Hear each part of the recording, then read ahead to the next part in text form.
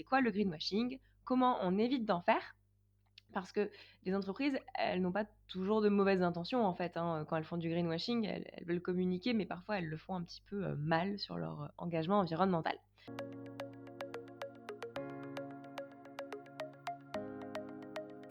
Bonjour et bienvenue dans Écolo au boulot. Je suis Cassandre Joly et mon but est de donner du sens au travail à travers l'écologie. Ensemble, nous trouvons des idées, des astuces, de la motivation et de l'inspiration pour rendre son quotidien au travail plus écologique et se sentir utile.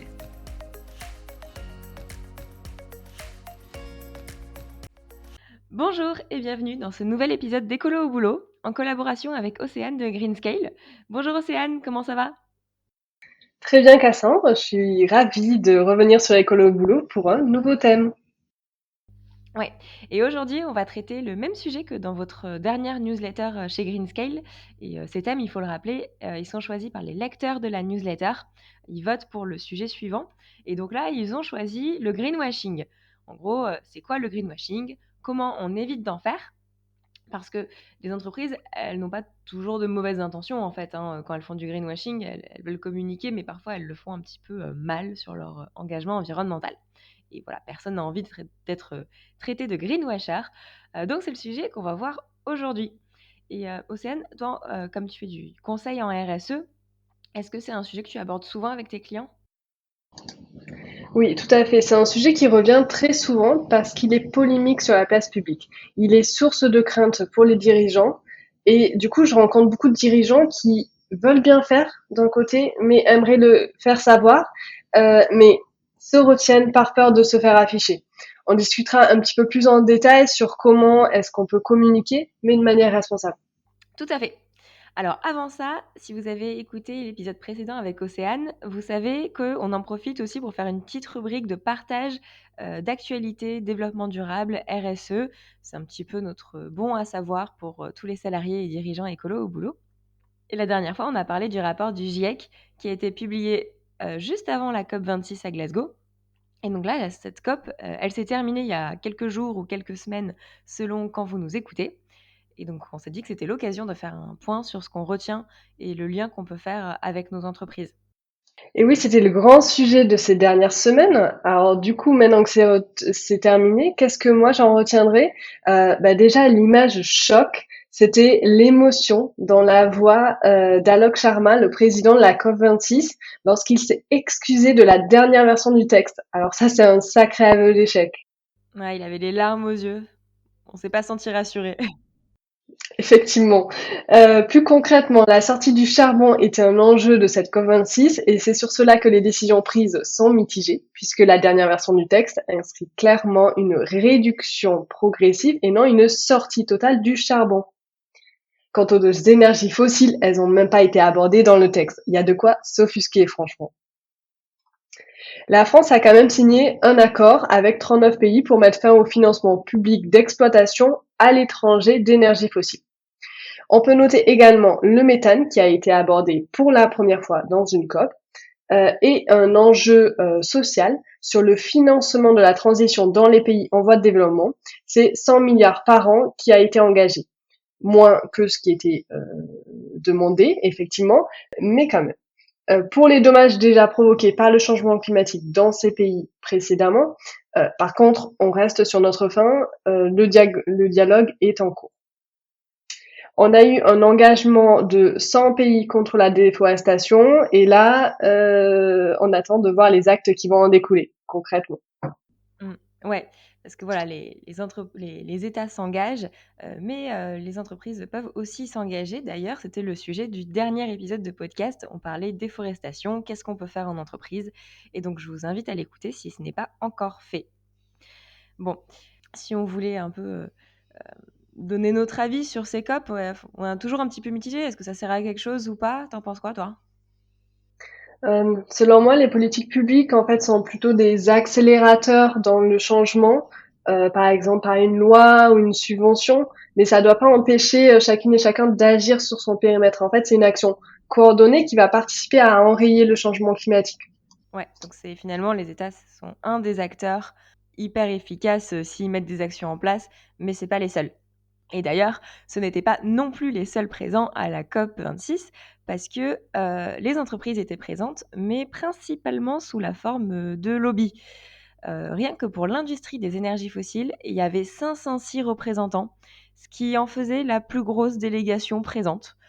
Pour vous donner des éléments de comparaison, la France, elle a envoyé 200 personnes. On peut difficilement dire quelle influence ces lobbies ils ont. On sait que leur but, c'est quand même de limiter les réglementations de décarbonation qui vont avoir un impact sur leurs entreprises. Et voilà, là, on voit que les énergies fossiles ne sont pas mentionnées dans le texte d'accord, donc influence ou pas, on ne sait pas, mais les résultats sont quand même là. Mais on se pose la question quand même. Ouais, complètement.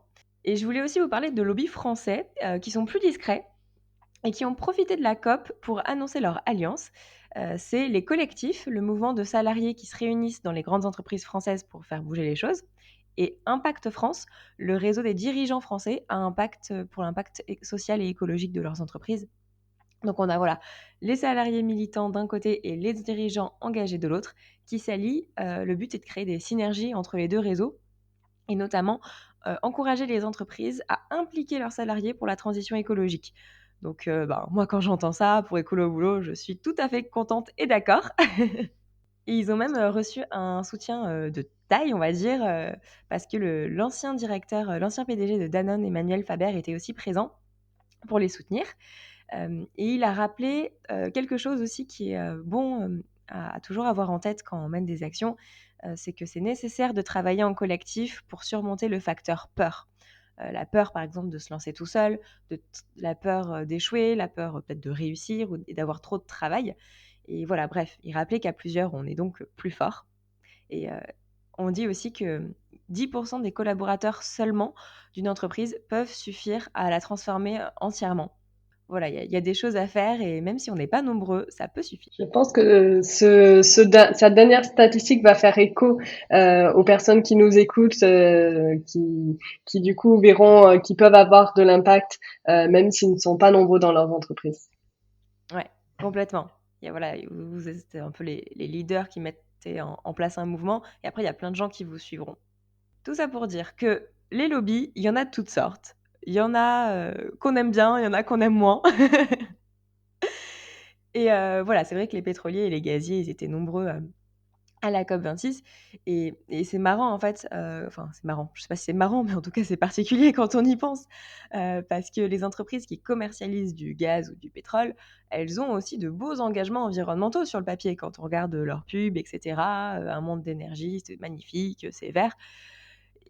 Donc on peut quand même se poser la question derrière ces beaux engagements environnementaux, est-ce que c'est pas un peu du greenwashing quoi? Donc voilà, on va commencer, à rentrer dans le vif du sujet. Océane, tu es l'experte, donc je vais te poser toutes, mes questions. Pour commencer, qu'est-ce qu'on considère comme du greenwashing? Alors, le greenwashing, ou pour ceux qui veulent utiliser le terme français éco-blanchiment, c'est l'utilisation abusive de l'argument écologique pour pouvoir faire vendre un produit ou un service. On le retrouve aussi pour l'argument social quand on parle de social washing. OK, et qui est-ce qui est concerné par le greenwashing et le social washing? En fait, de manière générale, c'est tout le monde qui est concerné. Ou plutôt, à chaque fois qu'on fait une communication avec un objectif, qu'il soit de vente, d'argumentation, même d'influence ou tout simplement d'image, on est concerné par le fait de faire ou ne pas faire du greenwashing ou du social washing. Évidemment, ce sont les entreprises qui sont les plus visées puisqu'elles ont un objectif mercantile au final. Oui, on parle souvent des entreprises avec le greenwashing parce que comme elles vendent quelque chose et qu'elles s'appuient sur des arguments, qui peuvent être environnementaux, si c'est pas vrai, c'est trompeur et donc voilà, c'est pas du tout, vertueux. Mais bon, il y a aussi sûrement, des entreprises qui, font des efforts pour que leurs produits, ils soient un peu plus écolos et qui voudraient bien le valoriser quand même. Donc est-ce que tu aurais des bonnes et des mauvaises pratiques à nous partager pour, pas qu'on se trompe? Oui, tout à fait. Il y a plusieurs points d'attention que chaque communicant devrait prendre en compte. C'est un bon moyen aussi pour les citoyens et les consommateurs de faire le tri dans les publicités. Déjà, quand on repart de la base, il ne faut pas introduire des pratiques qui sont contraires au développement durable. On va pas montrer un 4x4 roulant sur une plage alors que c'est interdit. Ce serait un comble. C'est clair. Puis quand on continue dans cette voie, évidemment, chaque élément annoncé doit être véridique et vérifiable. Mais pas seulement, il est important d'afficher un périmètre précis dans les actions, par exemple de mentionner que les produits à vendre sont neutres en carbone quand il s'agit d'une compensation uniquement de la partie transport, c'est pas quoi.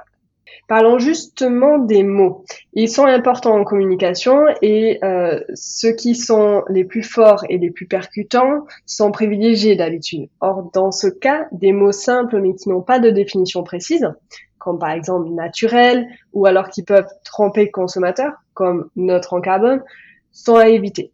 De manière générale, l'idée c'est d'être le plus précis possible sur ce qui a été réalisé. On peut dire qu'un objet est moins impactant sur l'environnement comparé à un autre en précisant dans quel cadre, sur quel périmètre ont été faites les mesures et en mettant à disposition, par exemple, l'étude sur le site internet. Par contre, avancer qu'un produit va sauver la planète, c'est mensonger, puisque ce produit aura demandé de toute façon de la ressource pour être réalisé. De la même manière, les représentations visuelles et sonores qui se rapportent à la nature, les petits oiseaux, les arbres en fond, etc., sont souvent utilisés dans des cas où le produit et le service n'est pas lui-même vraiment écologique. Ça amène une fausse représentation. Évidemment, si on mettait des images de puits de pétrole, je ne suis pas sûre que ça ferait vendre facilement. Et là, on arrive sur des nuances un petit peu plus importantes. On peut qualifier de greenwashing lorsqu'une entreprise communique sur ce qu'elle va faire avant même de commencer. Ça ne veut pas dire que c'est mauvais de communiquer sur les actions à venir, juste que la proportion entre les actions réelles et les ambitions doit être vraiment identifiable. En fait, le fait de parler d'un objectif à ses clients, c'est une manière de prendre un engagement public pour pouvoir les réaliser, mais il faut juste que ce soit fait dans ce sens-là et que les actions derrière, elles étaient décidées en mettant les moyens pour pouvoir atteindre les objectifs. D'accord. Donc si j'essaie de récapituler, donc déjà on montre pas des choses, qu'on n'a pas le droit de faire dans la vraie vie. On fait attention aux mots qu'on utilise. Il faut être, précis, et avec des mots qui veulent dire quelque chose, en précisant, de quoi on parle exactement pour pas induire les personnes en erreur. On met pas, du verre, alors que ça n'a rien à voir avec notre produit juste pour, essayer, d'induire le consommateur en erreur en fait, hein, c'est un petit peu ça quand même. Et puis on communique sur des choses qui sont, qu'on a vraiment fait. Ou en tout cas, on communique pas que sur quelque chose qu'on n'a pas du tout fait, et on cache tout le reste sous le tapis. Et justement, moi, ça m'interroge quand même particulièrement sur la partie, mise en avant de quelque chose, de bien qu'on n'aurait pas encore fait, mais qu'on va mettre en place et qui, voilà, qui est pas représentatif de toute l'activité de l'entreprise, mais qu'on a quand même envie de valoriser. Comment on fait, en fait? On peut pas encore communiquer dessus? Faut attendre? Sur ce point, les avis sont assez partagés, mais moi j'aurais tendance à dire si la communication, c'est ce qui va permettre de prendre en avant une action et d'avoir un feedback. Imaginons qu'une entreprise sorte un produit avec un impact carbone réduit. Le fait qu'il y ait plus d'achats de ce produit-là que du produit basique, va l'encourager potentiellement à changer de business model, etc. Donc le fait de mettre en avant un produit ou un service ou de mettre en avant premières expérimentations ou objectifs et de voir le feedback des consommateurs, évidemment s'il est positif, ça va conforter l'organisation dans ce choix-là. Par contre, une chose très très importante, c'est l'authenticité. Il faut expliquer ce qui a été fait et ce qui sera fait de manière claire. Expliquez également pourquoi vous mettez en place telles actions et également les raisons qui vous empêchent d'aller au bout d'une démarche pour l'instant. Par exemple, si vous ne pouvez pas mettre en place toutes les actions de suite sur un produit. Les consommateurs et les citoyens recherchent la transparence avant tout. Et finalement, moi, je conseille vraiment d'anticiper toutes les questions qu'il pourra avoir en donnant l'accès à toutes les informations. On parlait tout à l'heure, par exemple, de mettre une étude sur votre site internet. Et puis, pour terminer, restez humble, s'il vous plaît. On met de côté l'ego du dirigeant qui se targue de sauver la planète et on parle de sa contribution à une action commune. Oui, voilà, on va pas sauver la planète parce qu'on a réduit de 70 le plastique de ses emballages, hein. Qu'on soit clair, personne ne sauve la planète d'abord. On essaie de permettre des conditions de vie sur Terre pour les humains. C'est à peu près tout ce qu'on essaie de faire. La planète, elle s'en sort très bien sans nous en plus. Exactement. Bon, alors, ce qu'on comprend donc, c'est qu'en communication responsable, Pour pas faire du greenwashing, on appuie son argument commercial ou de communication sur quelque chose de fiable, un terme précis, on est transparent, authentique, on n'en fait pas trop, on n'essaie pas de tromper le public et voilà, on communique, par rapport à ce qu'on fait vraiment et pas que sur des intentions. Beaucoup de bon sens finalement. Ouais, mais pas forcément évident aussi à faire parce que c'est plus facile de dire on est zéro déchet que de dire nous avons réduit sur cet emballage très précisément sur la partie papier, le niveau d'encre. Enfin, c'est pas très sexy quoi quand on fait de la communication comme ça. Et ça peut quand même inciter des entreprises à pas trop respecter ce concept de communication responsable. Du coup, je me demande, est-ce qu'elles risquent quelque chose, les entreprises qui communiquent de façon un petit peu trop avantageuse pour elles sur l'environnement? Oui, en fait, il existe un organisme en France qui s'appelle l'ARPP, donc l'Autorité de régulation professionnelle de la publicité, qui est chargée et là je vais citer clairement, de mener toute action en faveur d'une publicité loyale, véridique et saine. Et dans le cadre de cette mission, ils ont mis en place des recommandations, des règles d'éthique sur la communication publicitaire et notamment sur la reconnaissance du greenwashing comme une pratique commerciale trompeuse. Et ça s'est appuyé sur la loi climat et résilience du 22 août 2021. Donc, on est quand même voilà, c'est assez récent. Voilà, c'est pas un sujet qui est connu depuis très longtemps. Donc c'est aussi pour ça qu'on n'a pas forcément, par exemple, de grosses amendes très récentes. Mais pour vous donner la règle aujourd'hui, c'est que l'amende que les entreprises doivent payer correspond à 80% du montant des dépenses engagées pour la réalisation de la publicité, si elle repose du coup sur des allégations en matière environnementale. Pour info, c'est 50% s'il ne s'agit pas d'environnement. Mais je pense que ce qui est le plus négatif finalement pour l'entreprise qui se sera fait harponner comme cela, c'est l'image. Déjà, en premier, parce que c'est une perte de confiance auprès de ses consommateurs, clients ou futurs clients. Ensuite, parce que les ONG sont à fond sur le sujet, elles font des recours et elles viennent les afficher négativement. Et enfin, parce que une fois que la RPP les a affichés, les a condamnés, en fait, derrière, il y a un affichage officiel qui détaille les motifs de la décision et qui demande même certaines fois des annonces rectificatives. Donc autant dire que c'est la honte complète et que après on garde en tête et on associe le nom de l'entreprise avec ce scandale. Ouais, et d'ailleurs, on le voit même quand il n'y a pas encore eu de plainte peut-être auprès de la RPP. Sur les réseaux sociaux, il y a de plus en plus de personnes qui reprennent des publicités en disant ça c'est du greenwashing, ça va pas du tout. Et c'est un peu le name and shame, même sans passer par cette autorité, l'entreprise elle peut quand même avoir des petits dommages sur son image. Totalement. Effectivement, les consommateurs n'attendent pas les décisions juridiques pour pouvoir afficher ces mauvaises pratiques. C'est très bien. Ok. Eh ben écoute, merci beaucoup pour toutes ces précisions techniques. Maintenant, si on veut agir, nous-mêmes mettre en place de la communication responsable ou essayer de faire en sorte que notre entreprise ne fasse pas n'importe quoi de ce point de vue-là, euh, qu'est-ce que tu peux nous conseiller à différents niveaux? Donc, par exemple, le premier niveau, si je suis moi toute seule dans mon coin, que je veux me former à la communication responsable pour mieux identifier et donc éviter le greenwashing, qu'est-ce que je pourrais faire? Effectivement, dans ce cas-là, la formation, c'est un must. Pour être assez rapide, on va dire, je vous conseille de lire nos newsletters Quel ton impact, puisqu'on a fait notre édition numéro 5 est sur la communication responsable. Donc, c'est 4 mails qui viennent détailler vraiment avec beaucoup de conseils très concrets. Donc, vous pouvez déjà vous appuyer sur ça. Si jamais vous n'êtes pas abonné, vous pouvez vous abonner sur notre site web open-scale.fr et accéder du coup aux précédentes. Donc si vous nous écoutez un petit peu plus tard, elles auront déjà été envoyées, donc allez voir dans les précédentes. On a également mis en place un scan anti-greenwashing par Greenscale. Vous choisissez une publicité que vous avez déjà réalisée et vous obtenez une première réponse en quelques questions pour savoir si c'est du greenwashing ou pas. Et si vous chargez votre publicité, on s'engage à vous faire un retour par email pour vous donner notre avis d'expert là-dessus. Le lien d'accès, du coup, sera disponible dans la prochaine newsletter qui sera envoyée. Donc, si vous nous écoutez un petit peu plus tard, il faudra aussi aller voir dans les précédentes.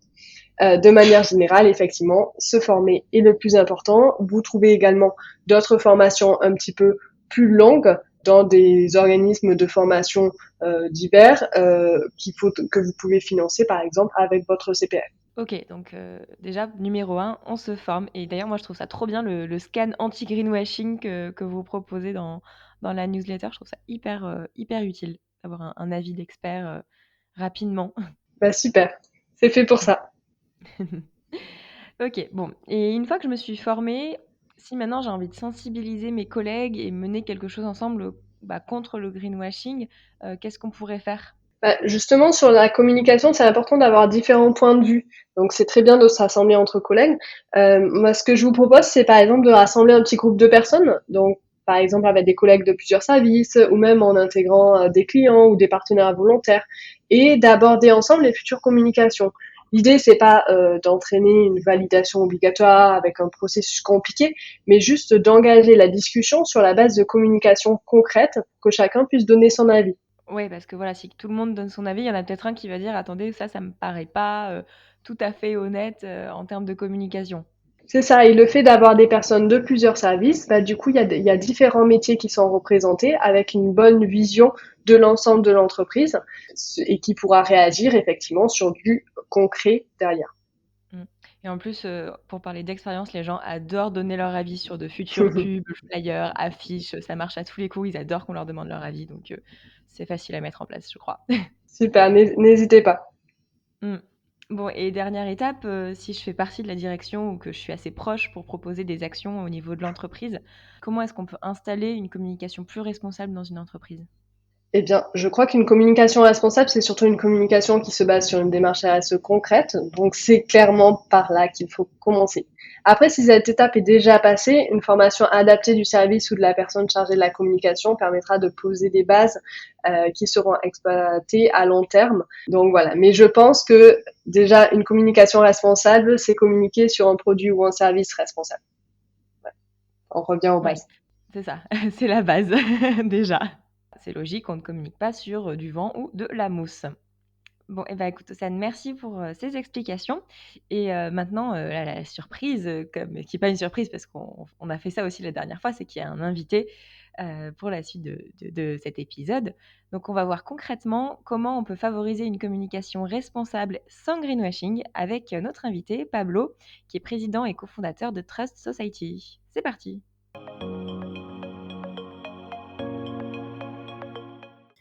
Bonjour Pablo, merci d'avoir accepté notre invitation à témoigner dans le podcast Écolo au boulot. Salut Cassandre, salut Océane. Pour commencer, est-ce que tu peux te présenter et nous parler de ton entreprise? Ouais, alors je m'appelle Pablo Bouzy, j'ai 30 ans et je suis cofondateur de Trust Society. C'est une plateforme c'est un e-shop qui aide ses clients à agir au quotidien avec leurs produits du quotidien. Donc plus concrètement, qu'est-ce qu'on fait? On rassemble sur le e-shop tous les produits qu'on utilise du matin au soir. Donc dentifrice, shampoing, brosse à dents, gourde pour le bureau, etc. Avec pour mission de faire en sorte que nos clients puissent avoir un maximum d'impact tout au long de la journée avec leurs produits du quotidien. Et tout ça résumé en une phrase, le moins d'impact environnemental possible et le plus d'impact social possible, puisqu'en fait tous nos produits sont 100% made in France avec une logique de réduction des déchets. Ok, donc en fait, vous faites une sélection au préalable des produits qui vont être les plus vertueux possibles en termes d'environnement. Ouais, nous, notre mission, c'est vraiment d'aller chercher en France les marques, les producteurs qui confectionnent, élaborent des produits pour notre quotidien avec le minimum d'impact environnemental. Et une fois qu'on a sélectionné ces marques, on les propose à nos clients sur notre plateforme. Ok. Euh, du coup, quand vous analysez tous ces produits du quotidien pour sélectionner les meilleurs, en fait, comment ça fonctionne? Il y a une entreprise qui vous envoie un produit ou vous sélectionnez un produit, vous l'analysez? Alors, en fait, le processus, il est en deux étapes. Il y a la première partie qui est assez binaire au sens où nous, on va regarder trois critères. on demande à ce que le produit soit 100% fabriqué en France. On demande à ce qu'il n'y ait pas de plastique jetable, que l'emballage soit consigné, soit rechargeable ou alors en carton. Et si c'est un produit cosmétique, on demande à ce qu'il soit vert sur Yuka et sans substance à risque sur l'application qui s'appelle INSEE Beauty. Donc ça, c'est vraiment la partie très charte et très binaire du processus, au sens où il n'y a pas de passe-droit ou pas de tolérances qui sont faites à cette étape du processus. Et ensuite, la deuxième étape, elle est beaucoup plus qualitative au sens où on va impliquer notre communauté et nos clients dans cette sélection parce qu'on a identifié un deuxième problème au fait de trouver des produits vraiment écolos, c'est de trouver des produits écolos qui marchent, qui ne soient pas déceptifs. Donc ce qu'on va faire, c'est qu'une fois qu'on a identifié une marque, qui généralement nous a contactés sur les réseaux sociaux ou alors qui a été recommandée par des clients, ça là-dessus c'est assez varié, ce qu'on va faire, c'est qu'on va présenter les produits de la marque à notre newsletter pendant une semaine et on va leur demander de nous faire un retour noté 3 semaines plus tard. Et les produits qui ont donné entière satisfaction, on les conserve sur le site. Et ceux pour lesquels c'était plus mitigé, on fait un petit retour au producteur en disant qu'il faudrait peut-être améliorer ça ou ça sur le produit avant de pouvoir vraiment l'introduire sur le site. Ok, donc il y a une idée un peu de co-construction à la fois surtout avec la communauté, et puis en partie avec les producteurs français qui font des produits, en tout cas qui ont passé votre premier filtre. Oui, totalement. Et c'est vraiment parti de ce double problème. Oui, c'est compliqué de trouver des produits écolos qui cochent toutes les cases, mais si c'est pour... mais ça, entre guillemets, c'est que 50% du problème.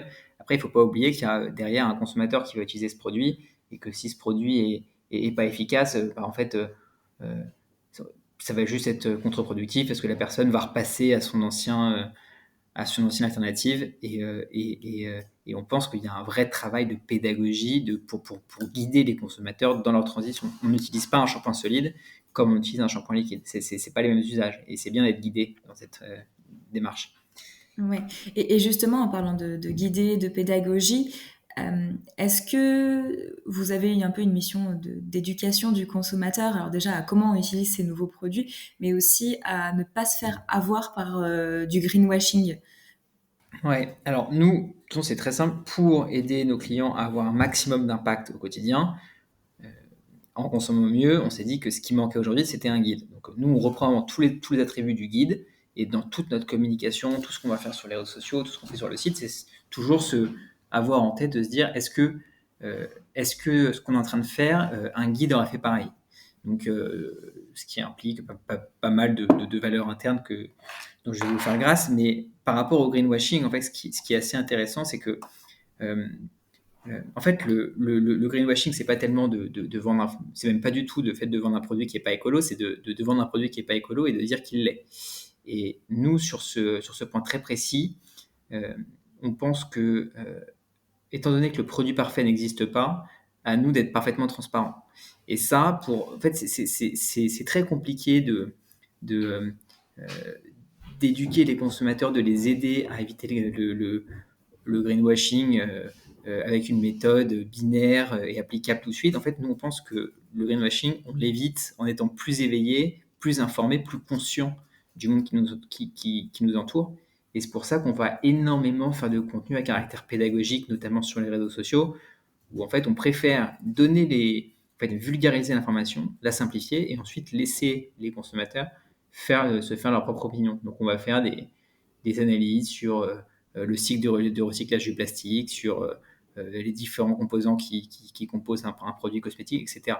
Et vraiment dans cette démarche de dire, plus les gens seront informés et plus on arrivera à combattre le greenwashing.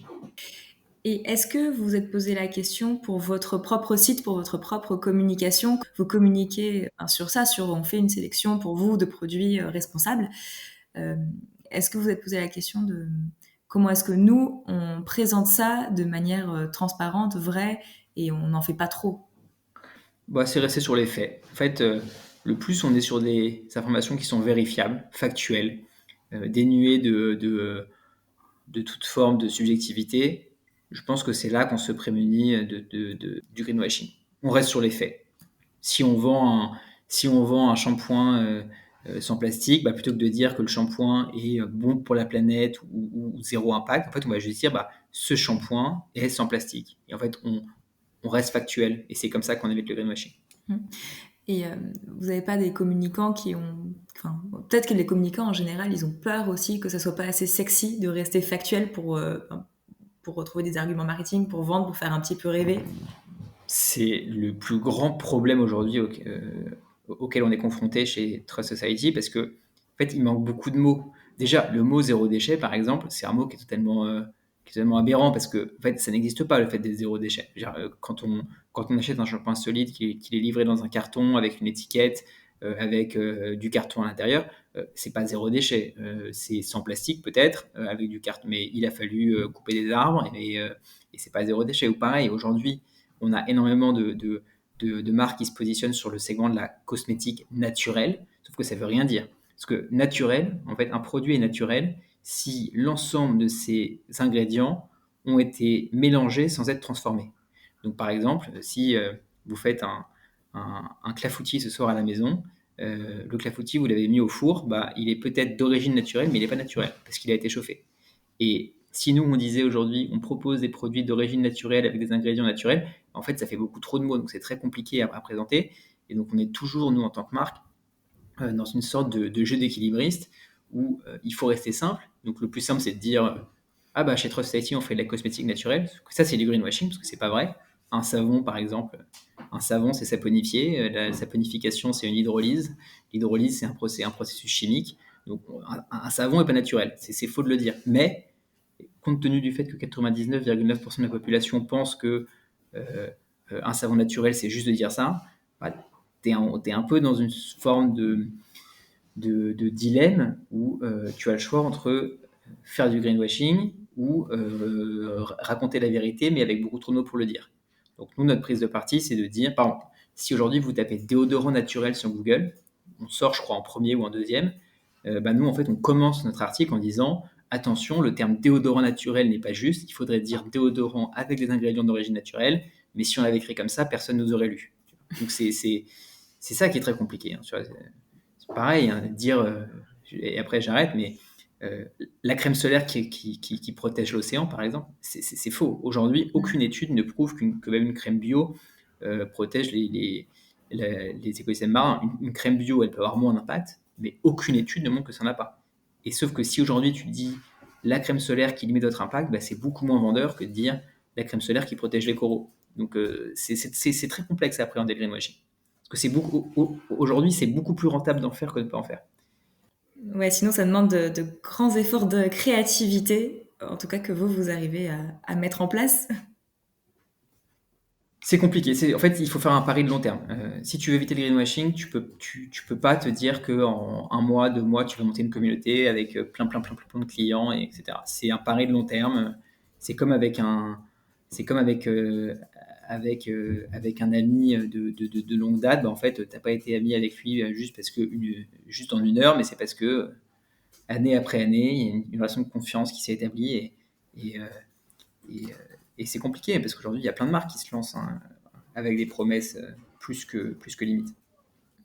Est-ce que dans les marques que vous étudiez, vous leur faites parfois ce retour en disant attention, ça c'est pas exact ou est-ce que vous avez cette attention aussi auprès des marques qui font pas forcément mal, hein, parce que comme on vient de le dire, c'est pas facile d'être vendeur en étant 100% transparent et factuel. Voilà, est-ce que vous leur faites des retours de ce type-là? On échange parce que ces marques-là sont bien au fait. Oui, c'est des sujets dont on parle, des questions qu'on se pose et, et, euh, et le jour où quelqu'un aura un meilleur terme que cosmétique naturelle, on sera ravis de le prendre. Ok, ça marche. Océane, est-ce que tu veux commenter cette démarche et la mettre en parallèle avec tout ce qu'on peut dire sur et comment éviter le greenwashing et les bonnes pratiques des marques aujourd'hui? Oui, tout à fait. Je pense que la démarche de The Trust Society est va dans le bon sens, dans le sens où la transparence et l'authenticité a été dit un petit peu plus tôt. La transparence et l'authenticité est ce qui prime finalement pour ne pas faire de greenwashing. Et ils essayent de donner des informations précises, vérifiables, et ça, je pense, c'est vraiment ce qu'il faut retenir. Et ils sont confrontés à les mots marketing qui sonnent bien à nos oreilles, etc. Et je pense que ça fait aussi écho, nous, à notre perception en tant que consommateur ou citoyen, à notre perception des mots tels qu'on les entend, comme cosmétique naturel, par exemple, comme zéro impact ou autre, et finalement à se déconstruire aussi pour essayer d'approcher des mots comme impact réduit, impact limité, ou voilà, des expressions peut-être un peu plus longues, et ça a eu un impact un peu plus fort pour nous dans notre engagement. Donc voilà, je pense que c'est un retour très intéressant et très concret justement sur comment une entreprise peut choisir de communiquer de manière responsable, de manière authentique auprès de ses clients. Oui, tout à fait. Ce podcast est dédié à l'écologie au travail, donc j'en profite aussi pour te poser la question. Est-ce que toi, il y a une action écolo que tu fais ou que vous faites au bureau et que tu voudrais partager ? Moi, sur l'action écolo au boulot, alors c'est marrant parce je crois qu'on a fait une publication récemment qui parlait de ça. Il y a quelque chose en fait, le plus efficace, c'est le moyen de locomotion pour aller au bureau. Alors ça, c'est facile à dire quand on habite à Paris et qu'il y a les moyens qui sont mis en place pour éviter la voiture. Mais j'avais fait le calcul récemment, mais il me semble que si jamais vous faites 10 km de voiture aller, 10 km de voiture retour tous les jours pour aller au bureau, à la fin de l'année, ça vous fait quasiment votre 1 ou 2 trajets en avion en équivalent CO2. Donc il y a quand même la grosse question de comment est-ce que je me déplace quand je vais au bureau tous les jours. Et après, il y a aussi toute la notion tout le domaine des outils de travail, où la différence entre un ordinateur reconditionné, un téléphone reconditionné ou un téléphone neuf, ça va du simple au je sais pas comment est-ce qu'on dit, du simple au x10 ou au x20. Donc ça, si on peut essayer de convaincre les personnes qui sont responsables alors pour nous c'est facile, mais dans un plus grand groupe, convaincre les personnes qui sont responsables de l'achat des fournitures d'entreprise de ne pas acheter du neuf, mais d'acheter plutôt du reconditionné, là c'est vrai que ça va avoir encore plus d'impact que juste trier sa boîte mail ou utiliser des gobelets en carton à la machine à café. Ouais, donc des actions qui ont un fort impact sur nos réductions d'émissions de gaz à effet de serre. Ça marche. Bon, écoute, merci beaucoup pour ce partage. Si on veut trouver de l'info sur Trust Society, on va où ? Aujourd'hui, vous pouvez aller soit sur Instagram, où on est assez actif, on fait des publications quasiment tous les 2 jours. Sinon, sur notre site, thetrustsociety.fr. Et on poste aussi un peu sur LinkedIn, parfois de façon occasionnelle. Et c'est là les 3 principaux endroits où vous pouvez nous retrouver et en savoir plus sur nous. Super, écoute, merci. Et puis moi, je mettrai les liens vers ces 3 sites dans la description du podcast. Merci à toi. Cet épisode touche à sa fin. Merci de l'avoir écouté jusqu'au bout. Merci Pablo et puis merci Océane pour ta participation. Moi, j'adore ces épisodes à 2 avec tes conseils de pro.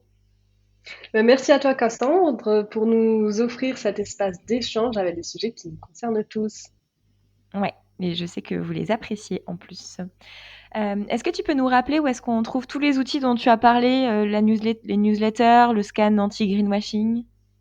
Bien sûr, donc dans notre newsletter, vous retrouverez l'inscription à notre newsletter sur notre site internet greenscale.fr, Greenscale. Dans le premier mail de confirmation d'inscription, il y a un lien pour pouvoir consulter toutes les précédentes. Voilà, donc si vous en avez loupé, vous pourrez aller les voir. Et dans ces newsletters, vous pouvez aussi voter pour le prochain sujet à traiter. Donc voilà, n'hésitez pas pour qu'on puisse parler de ce qui vous intéresse. Et le prochain thème qui a été voté, c'est sur les labels de produits. Trop bien. Bon, super. Et je voulais aussi vous rappeler, que comme, Écolo au boulot, Greenscale est présent sur Instagram, et justement, il vous arrivait une petite mésaventure. Votre compte a été clôturé par la plateforme, sans raison. Ouais, on a perdu toutes les interactions avec nos abonnés et on n'a aucun moyen de leur dire de venir voir notre nouveau compte. Donc voilà, c'est l'occasion pour nous de vous rappeler que, attention, si vous avez un compte Instagram, pro, il faut pas que vous comptiez que là-dessus parce que ça peut disparaître sans raison du jour au lendemain. Et Mmh. ben, du coup, allez vous abonner au nouveau compte, de Greenscale. Donc c'est Greenscale avec le tiré du bas conseil. Merci beaucoup. Bon, et ben merci pour votre écoute, pour votre fidélité au podcast et à très bientôt!